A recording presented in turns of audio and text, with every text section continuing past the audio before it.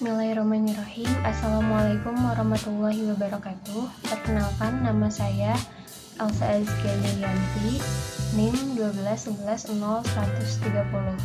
Saya dari mahasiswa Akidah dan Filsafat Islam yang pada kesempatan kali ini akan membuat tugas review artikel jurnal yang berkaitan dengan mata kuliah gender dalam Islam yang diampu oleh Ibu Hannah dan Ibu Farida. Di sini saya akan mereview sebuah artikel mengenai salah satu materi mata kuliah gender dalam Islam yang paling awal, yaitu mengenai gender. Saya sudah mendapatkan satu artikel yang berjudul Dampak Perilaku Sosial mengenai Pandangan Masyarakat Terhadap Kesetaraan Gender, yang dimana artikel ini saya dapatkan dari Jurnal Pendidikan Mandalika yang ditulis oleh Zoan Meta, Marcella Angeli, Katrina Tumandung, dan Min Husen dari jurusan Bina Konseling Ilmu Pendidikan, Fakultas Ilmu Pendidikan dan Psikologi dari Universitas Negeri Manado. Termuat dalam abstrak bahwasannya tujuan dari penelitian artikel ini dilakukan untuk mengetahui seperti apa sih dampak perilaku sosial mengenai kesetaraan gender gitu. Nah, analisis ini dibuat dengan salah satu teknik penelitiannya, yaitu wawancara observatif, yang dimana informan sendiri adalah masyarakat atau lingkungan yang ada di salah satu daerah yang bernama Tomahon. Nah, di sini saya akan memaparkan hasil dengan apa yang telah saya baca mengenai artikel ini. Dalam mata kuliah gender dalam Islam, saya waktu awal pembelajaran saya belajar mengenai apa sih gender itu dan kayak seperti apa gitu. Nah, untuk mengawali pembicaraan saya kali ini mengenai artikel ini, yaitu pertama saya akan membahas mengenai gender. Mungkin masih banyak ya yang blunder mengenai apa sih sebenarnya gender itu gitu. Kadang gender itu dilihat sebagai jenis kelamin gitu, padahal pada kenyataannya itu bukan gitu. Yang saya ketahui dari mata kuliah saya, gender adalah salah satu peranan sosial yang terbentuk dan ada di masyarakat, tapi terkonstruksi oleh budaya. Kayak contohnya gini, kan biasanya gender dikaitkan sama seks gitu. Nah, kalau gender ini peranan sosial, kalau seks itu kan kayak jenis kelamin gitu, kayak lebih ke perbedaan biologis perempuan dan laki-laki gitu. Kalau kita ngomongin gender pasti ada laki-laki dan perempuan. Nah, kalau perbedaan biologis, misalnya kayak perempuan punya alat reproduksi itu vagina, rahim, sel telur, ovum, dan lain sebagainya. Sedangkan laki-laki kayak punya penis, sel sperma, dan lain sebagainya. Tentu itu hal yang berbeda. Begitu juga dengan anatomi tubuh gitu. Perempuan punya kelenjar memai, laki-laki punya jakun, dan lain sebagainya. Nah, lalu gender ini apa sih kalau misalnya gender itu bukan seks gitu? Nah, gender ini sebenarnya lebih kayak ke pelabelan atau stereotip masyarakat terhadap si seks ini, perempuan dan laki-laki, yang dimana bisa kita ketahui antara kalau misalnya perempuan ini tuh mereka terlabeli kayak feminim, lemah lembut, terus irasional, dan lain sebagainya. Sedangkan kalau misalnya laki-laki tuh kan bisa dibilang katanya laki-laki itu maskulin, terus kuat, rasional, dan lain sebagainya. Nah, dari dampak kedua ini ada yang menimbulkan stereotip atau pelabelan yang positif dan negatif, yang dimana kalau misalnya positif itu berarti ada yang menguntungkan dan ada yang tidak diuntungkan gitu. Yang diuntungkan siapa dalam pelabelan stereotip gender ini? Yang diuntungkan adalah laki-laki karena bisa dilihat bahwasanya dalam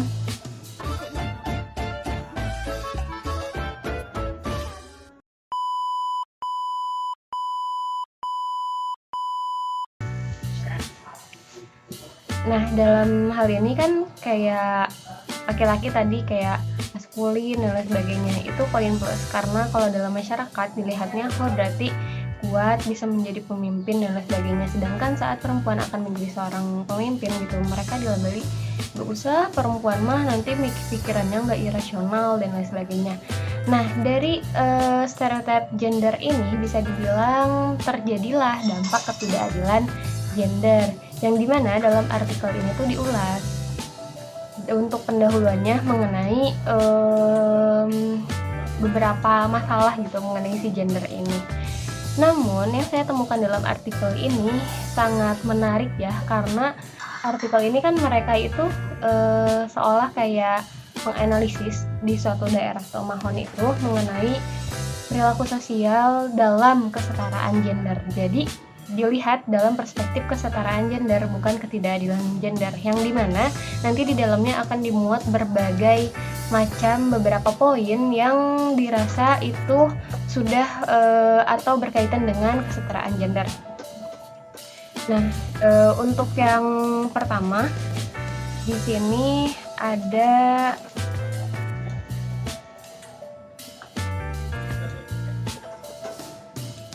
analisis mengenai kesetaraan gender. Nah, di daerah Tomohon itu mengenai kesetaraan gender ini sebenarnya saat ditanya gitu dalam analisis observasi wawancaranya oleh para peneliti dikemukakan bahwasannya sebagian besar masyarakat itu nggak tahu apa itu gender ataupun kesetaraan gender, yang dimana dapat disimpulkan bahwa pengetahuan mengenai gender ini ya minim gitu.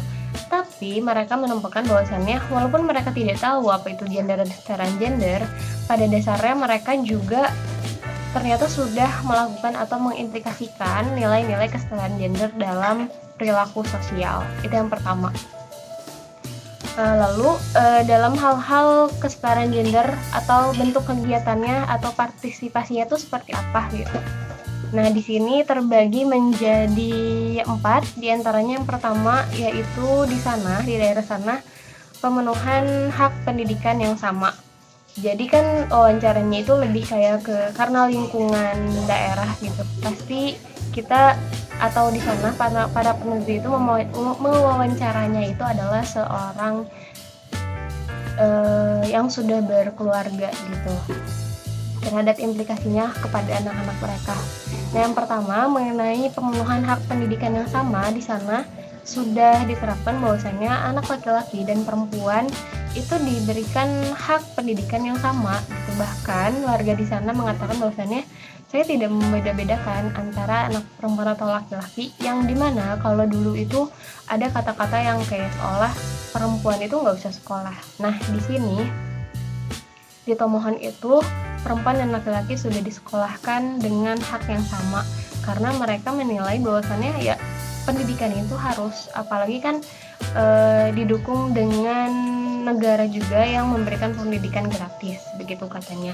Lalu yang kedua ini ada mengenai pembagian tugas rumah tangga yang merata, yang dimana pada kebanyakannya pekerjaan rumah tangga itu sering dilibatkan atau dilakukan oleh perempuan saja. Nah, namun di Tomohon ini pembagian tugas rumah tangga itu dilakukan secara merata, yang dimana siapapun yang bisa melakukannya ya dia melakukan, misalkan pekerjaan ngepel, menyapu, mencuci piring dan lain sebagainya, itu sudah terlaksanakan dengan baik dan tidak ada stereotip bahwasannya pekerjaan domestik atau rumah tangga harus dilakukan dengan perempuan saja. Nah, yang ketiga yaitu ada kebebasan pilihan dan pendapat. Orang tua di Tomohon sana mereka membebaskan anak-anaknya untuk memilih dan mengutarakan pendapatnya. Semisal contoh kasusnya seperti satu keluarga dia punya anak laki-laki dan perempuan, dan membebaskan atau mengadakan diskusi gitu di dalam rumah tangganya mengenai kamu mau les apa, kamu mau belajar apa, kamu mau ngambil jurusan apa di sekolah dan lain sebagainya. itu dibebaskan, karena menurut mereka dengan kita membebaskan kebebasan dan pilihan mereka, kita juga mendukung dan menyalurkan kemana potensi ia akan menjadi seorang manusia gitu untuk kedepannya. Itu yang ketiga. Itu yang kedua. Salah. Jadi sebenarnya ada 5 poin, barusan yang ketiga, dan sekarang ada yang keempat. Yang keempat itu adalah kebebasan dalam mengambil keputusan. Nah, seperti yang tadi kan udah ada dialog tuh kayak gitu, dan orang tua itu enggak kamu nggak boleh kesini gitu kalau bahasanya mah ya, kalau bahasa biasanya mah. Tapi kayak ya sudah, kalau misalkan anaknya itu pengen les matematika daripada les bahasa Inggris, ya silahkan, tapi dengan syarat ya kamu juga harus bisa dalam bahasa Inggris dan sebagainya. Jadi kayak nggak ada tekanan, misalkan kayak anaknya tuh pengen sekolah di SMK tapi ibu atau bapaknya tuh nyuruh di SMA tuh udah nggak ada lagi. Tapi dengan ada pertama sesi dialog, kedua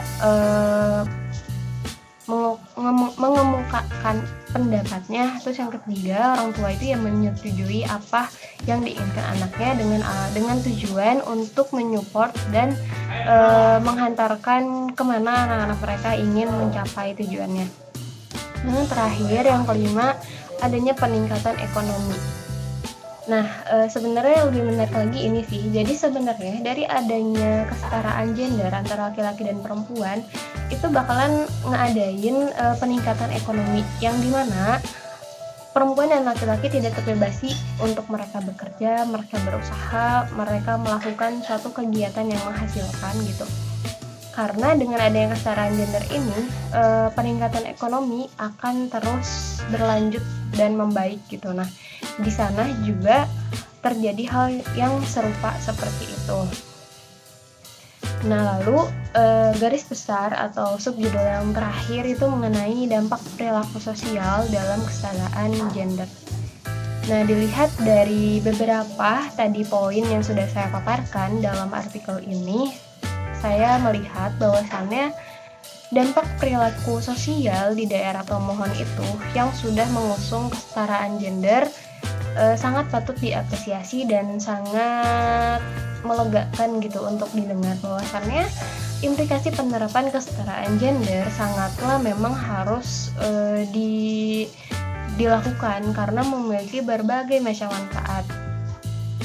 Nah, lalu untuk kesimpulannya, itu yang pertama tuh nggak ada ketidakadilan gender ya, karena dalam kesetaraan ini ya sudah semua mempunyai hak dan kewajibannya masing-masing dan juga bisa menjalankannya tanpa ada tekanan ataupun pembatasan gitu. Nah, itu yang saya dapatkan. Lalu untuk kesimpulannya, dalam artikel ini penulis mengemukakan bahwasannya pengetahuan mengenai gender itu haruslah diketahui oleh semua orang atau siapapun gitu, karena pengetahuan ini dapat menjadi dasar untuk terciptanya peradaban yang setara dan dan sangat bermanfaat gitu satu bagi yang lainnya. Namun penulis di sini menyayangkan bahwasannya masih banyak orang yang tidak setuju dengan kesetaraan gender atau dengan gender ini karena dengan alasan yaitu mereka mengetahui bahwasannya ya dengan adanya kesetaraan gender ini salah satunya yaitu pertama, mereka berpikir bahwasannya ini adalah suatu bentuk ingin adanya dominasi perempuan atau perempuan ingin mengalahkan laki-laki atau bisa dibilang kayak matriarki gitu. Dan yang kedua itu adalah